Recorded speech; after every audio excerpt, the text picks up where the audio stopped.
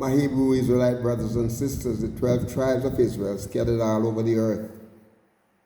Welcome back. This is your Moriah Yeshua Ben Uriah Israel, and we just want to take this moment to say thank you.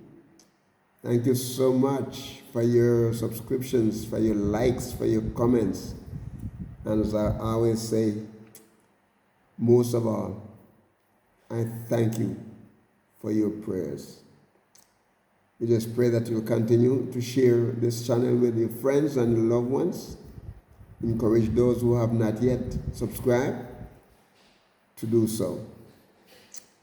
All right, so we are in Psalm 18 and we're in verse 4. When we left off, we were in verse 4 and it said, the sorrows of death compassed me, and the floods of ungodly men made me afraid. And so we want to deal with made me afraid.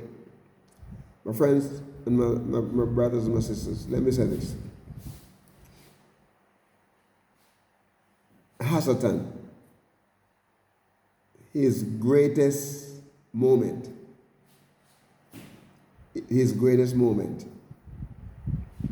is when he is able to get his evil workers, the wicked, ungodly people who serve him, to put you into a position where you feel helpless. But unlike this verse that said, I think it's in Psalm 119, whenever time I'm afraid,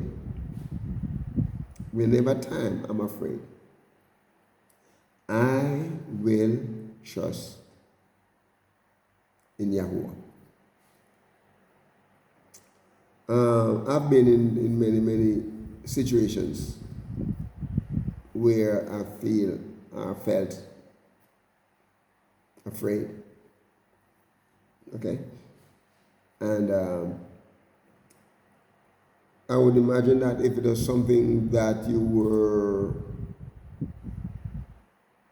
acquainted with, you know it was going to be there, then you kind of gear yourself up for it.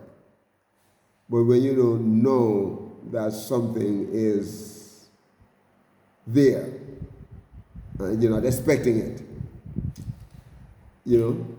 it's just like that's what the lions and they catch a prey, and they those wild animals of prey. They hide in the bushes. And then when you're not paying, the other animal not paying attention, they swoop up on them and they just catch them. Okay. And this is how sometimes if you know they're there, you can, prepare and do things. As I was watching this animal, I'm a fan of animal shows. That's basically most of what I watch. If I watch it, I watch that. And I see where this hyena was cornered by a bunch of lions. And the only escape that this hyena had was a culvert, a drainage that runs across the road, right? But there was an opening in it. And it backed itself up inside there. And the lions, there's a whole group of them, like the whole family of lions were up there. The lion and the lionesses and the babies, everybody was up there. And believe me, they were not small in size, they were huge. And so they're in the road, and then on the banking, the sidewalk section. And they go up and they look down,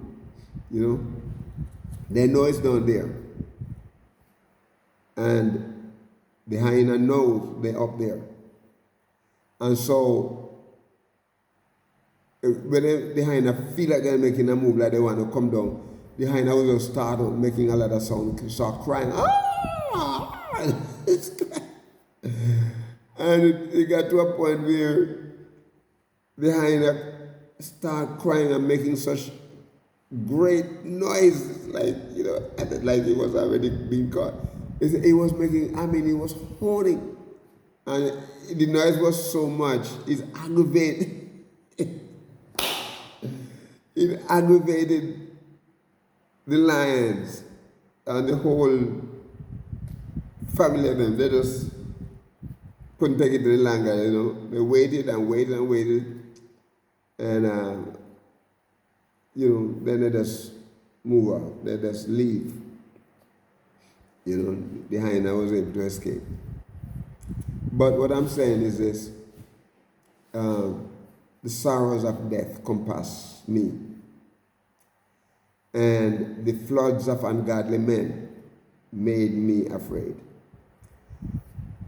I think I shared with you about me running into the Ku Klux Klan. A whole building filled with them. Believe me. I've seen one or two of them before, but not in an intimidating situation. But, as a young, they used to call it the kids' church, okay? So I was having churches, services in this building. And the building, a matter of fact, the supervisor of the building was a Ku Klux Klan himself. Because he couldn't stop me from using it because it was a time during integration. And the city ordinance was that any buildings that was public building, it could be, anybody could use it as long as it was available. So I went to him and get a building, so it was, having service. So, and I never forget, it was right in October month. It was very cold, getting close to November. It was very, very cold. And in Jacksonville, so I was, I went, it was a Saturday night. And I went over there to turn the heater on. It has one of those space heater. And so when I got there, I saw all of these cars, and motorcycles, everything. The street was packed. There was no way for me to have to park about 1/8 of a mile, and walk up there to the building. And so when I went to the building, I knocked on the door, and it has a double door to enter, and it parted, the doors, both doors just parted.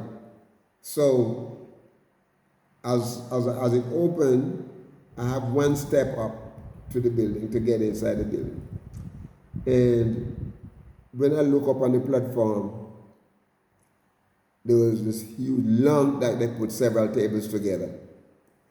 And all of these men were up there dressed in white and with crosses, red cross over the garment and long shoes and then they have the hoods sitting on the table right there. A couple of them had the hood on, but those were in the congregation, in the audience. They have, the hoods on, but those were up there. I could see the hood and the table by them, and so I could see their faces. And then the two guys who opened the door, I'm standing right between them now. Okay, then I'm standing right between them, and they have the hoods on, so I couldn't tell, if they were young or old or something. But the men up there saw me and they said, "What do you want, boy?" And I said, "I come to turn on the heater because I use it in the morning." I know, it's okay. You may go, So I step back. And when I step back, I step out, you know. I didn't make more than one step in, so I stepped back and stepped outside. And my brother and my sisters, I'm going to be honest with you, I was scared. I was scared. Here, a whole building, I would say, based on that building, I know the size of the building with all of the chairs that were in there, the whole place, and look, when the man said, what do you want, boy? Everybody turns around, those who were sitting down there, and the eyes were on me, okay, with the hoods on, you know. And all I saw this long, pointed, you know, cap up there with the eye, looking, everybody, their eyes on me. And, you know, I want to be honest with you. I'm not going to sit here and tell you that I wasn't scared. I was really scared. But my brothers and sisters, I just stepped out and then I walked down, went back to my godmother's, was my foster mother's car. So as a van, maxi van, I jump in it and drive home. When I go, she saw me walking and she said to me, then why are you sweating so? And it's a cold night. So I told her what I saw, and she started laughing, and she said, I know that you were going to run into them because I know that they meet on Saturday night. But my brothers and my sisters, I've never been so scared, you know, and such. And guess what? The place where they meet, all the trees around there, the lawn was filled with trees. And you know, that's where they used to lynch the Hebrew Israelite people. That's where they used to lynch them there. And the lady who lived across the street is an elderly lady. She looked like she was in her 70s, 80s. And she was always telling me when I go to rake the leaves up, because the place have so many trees and the leaves, and in the October, the fall, it changes and then the leaves start falling. So it leaves everywhere. And she used to tell me that she was scared for me. I couldn't understand why she was so scared for me. And to find out that she told me her grandfather was a Grand Wizard. And that building that I was meeting in was a place where they meet. And so she knows what was going on. I didn't, you know, I was naive to all of this thing. But my brothers and sisters, I want to let you know that based on this verse here, he said, the floods of ungodly men made me afraid. The floods of ungodly men. Remember what he said? He said, the sorrows of death compass me. And when you have ungodly people around you, my brothers and sisters, when you're surrounded, if you don't have your anchor in Yahuwah, if you're not trusting in Him, you will be afraid. You will be afraid. Okay? The word ba'ath here is a Hebrew word, and it is bet ba'ath, bet, ayin, and tab. Ba'ath means to fall upon, or to startle, or to terrify. This is what you do. That's what happened. You being terrified, a fright. You know, to be made afraid. And this is what it will terrify you. You're troubled.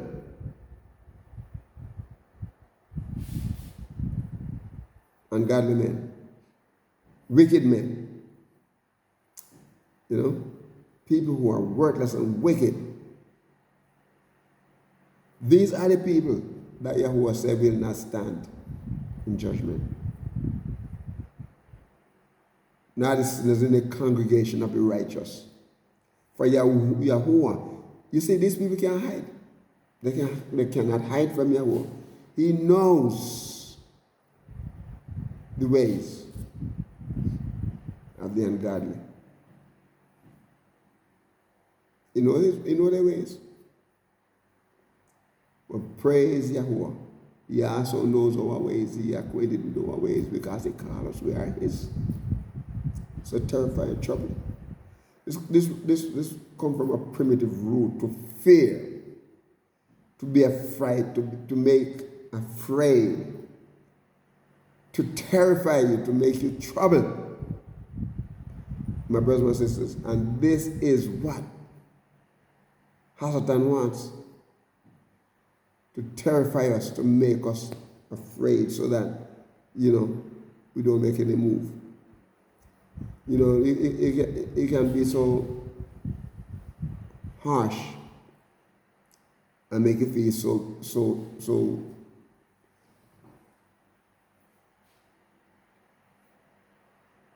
bad and so timid and you're so scared that you don't want to make a move because they're there. And you know they're there. But you have to develop that strength in Yahuwah. Remember, He said He is our strength. Remember, He said He's our buckler. Remember, He said He is our high tower. Praise His holy name. So, in verse 5, it says, the sorrow of hell compassed me about. The sorrow of hell compassed me about. It said, the snares of death prevented me. Hell here is the word Sheol. Underworld, a place to which people descend at death. And the word is Sheol here, the Hebrew word. Shin, Aleph, Vav, and Lamed. Of course, it has the vowels markation. It could make it feel like an I sound. Sheol, Sheol, and it's like I said, it by definition is underworld place to which people descend at death. Grave and hell and pit or Sheol, from Shah, Hades, the world of the dead. As in the subterranean. I always talk about hell here. I always come up against this, at this word. They say like this subterranean retreat, including its accessories and inmates, the grave, the hell, the pit, ask, counsel, beg, borrow, lay, to charge, consult, demand, desire, or sha'el, a primitive root, to inquire, by implication, to request, by extension, to demand, and he said, to beg, borrow, lay, charge, consult, demand, desire, earnestly, inquire, great, obtain, lead, lend, pray, request, require, salute, straightly, surely, wish. This word is used in a great variety of applications. Yeah. So the general meaning here is, a place where where people descend at death. Okay. All right. So,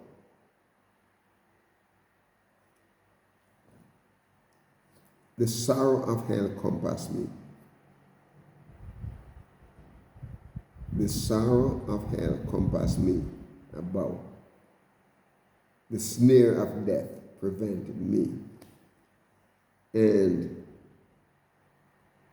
what is said here, to be ensnared. And we're going to stop right here. We're going to stop right here, and then we'll come back. But time is gone, and so we're going to ask you, my brothers and sisters, to be a blessing to someone today and walk with the King. Shalom.